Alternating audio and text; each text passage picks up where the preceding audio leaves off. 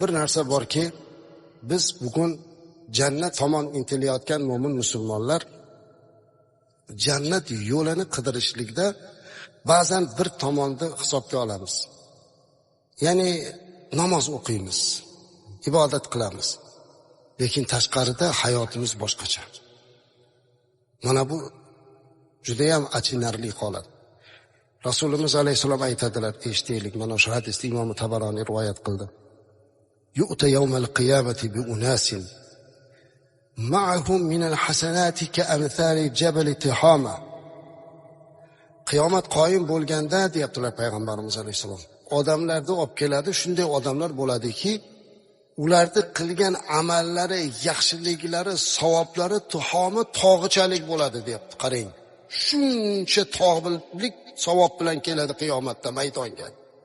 Uni taroziga qo'ysa og'ir keladi-ku, taroziga qo'yiladi-ku. Mana shuncha bilan keladi. Hatta idza ji'a bihim ja'alaha Allohu haba'an manthura. Keyin Alloh taolo o'sha olib kelgan tuhomi tog'ichalik bo'lgan savobini chang g'uborga aylantirib yuboradi, deyaptilar. Shunday g'ubor bo'lib titilib ketadi, sochilib ketadi. Thumma yuqdabu bihim finnar. Keyin haligi sohibini do'zaxga kirgizadi. Rasulimiz alayhisalom shu gapni aytayaptilar. Xuddi siz ajablanganingiz kabi, biz ajablanganimiz kabi sahobalar ham ajablanib, "Qila ya Rasululloh, kayfadalika?" Nima uchun dedilar. "Nega ya Rasululloh sallallohu alayhi vasallam?" dedilar sahobalar, tashvishlarini so'rayaptilar. Tog'chalik savobi, ajri, yaxshiliklari bilan kelsa-yu, nega bunday bo'ladi dedi. Hayron bo'lib. Payg'ambarimiz alayhisalomning quyidagi gapi hammamiz uchun, kim bo'lishimizdan qat'iy nazar o'ylantiradigan, vujudini titratadigan gap aytgan ekanlar. Rasululloh sollallohu alayhi vasallam aytdilar. Qol kanu yusallun,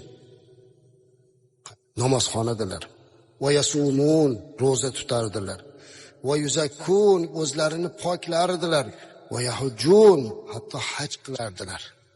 G'ayra annahum kanu idza urida lahum shay min al-haram ahaduhu. Ammo ularga bir haromdan narsa kelsa olib qo'yaverardilar. Yeb qo'yaverardilar, ishlatib qo'yaverardilar. Fa ahbatallohu a'malahum. Shuning uchun Alloh ularning amalini habada qildi dedilar. Namoz o'qiydi, roza tutadi, hajga boradi, lekin birovning haqqiga xiyonat qiladi. Namoz o'qiydi, tahajjud ham o'qir ehtimol, dod deydi, yig'laydi, lekin haromdan hazar qilmaydi. Birovning haqqini yeb qo'yadi, kimgadir tajovuz qilib qo'yadi, xiyonat qilib qo'yadi. Mana bu narsa o'sha savobini ertaga chang g'ubor bo'lib ketishiga sabab bo'ladi.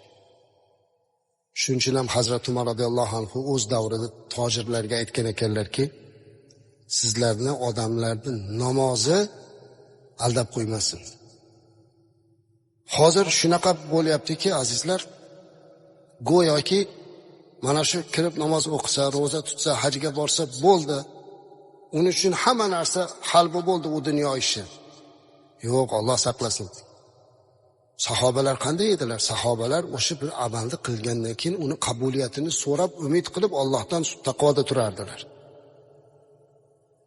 Hozir bizda eng achinarlisi azizlar, bu narsalar o'zi namozxon bo'lib turib, o'zi hoji bo'lib turib, u chiqib kimdir haqqiga xiyonat qilsa, kimgadir yolg'on gapirsa, kimgadir bevafolik qilsa, birovning haqqiga tajovuz qilib qo'yayotgan bo'lsa, bitta uni o'ziga emas, uni orqasidan o'sha ibodatga, dinga, ummatga nisbatan nafrat uyg'otadi.